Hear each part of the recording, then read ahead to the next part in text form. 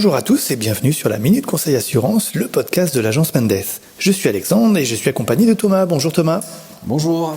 Thomas est notre formateur et va donc répondre à toutes nos questions en matière d'assurance, de prévoyance et de crédit. Et pour cette semaine, Thomas a choisi un thème, une question plutôt. Quelle différence y a-t-il entre la casco complète et la casco partielle ?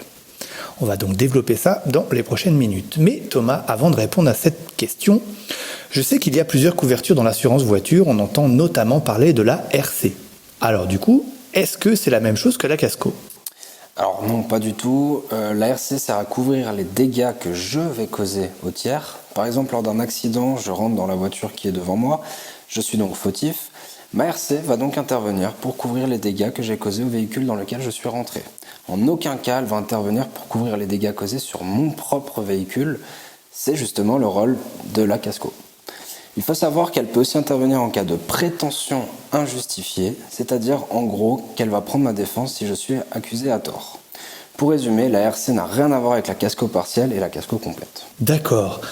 Alors, quelles sont les différences justement entre cette casco partielle et cette casco complète ?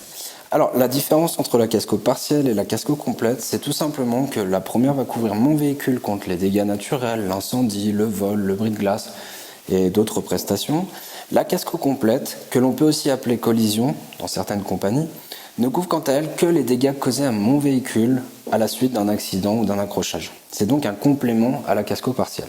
Mais alors, du coup, comment choisir entre cette casco partielle et cette casco complète ?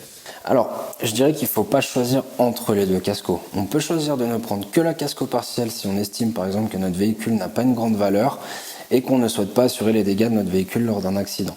Disons que c'est le minimum à prendre avec la RC afin de couvrir quand même les risques importants tels que le vol, le bris de glace et les dégâts naturels qui ne sont pas dus à une mauvaise manipulation de notre part mais à des événements extérieurs.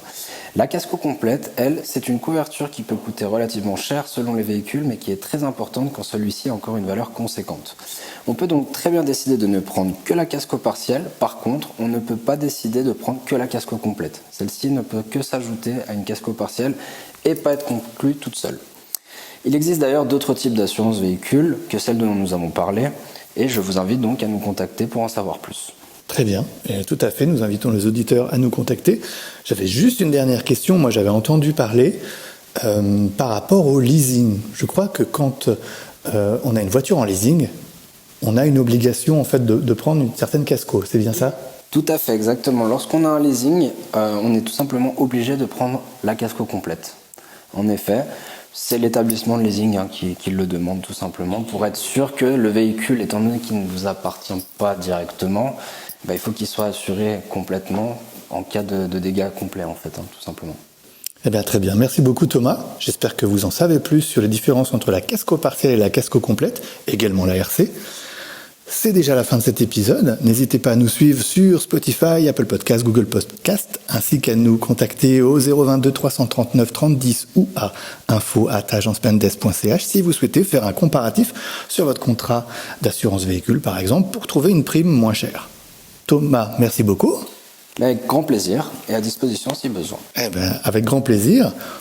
On vous souhaite une très bonne fin de journée et on vous donne rendez-vous la semaine prochaine. À bientôt. Au revoir.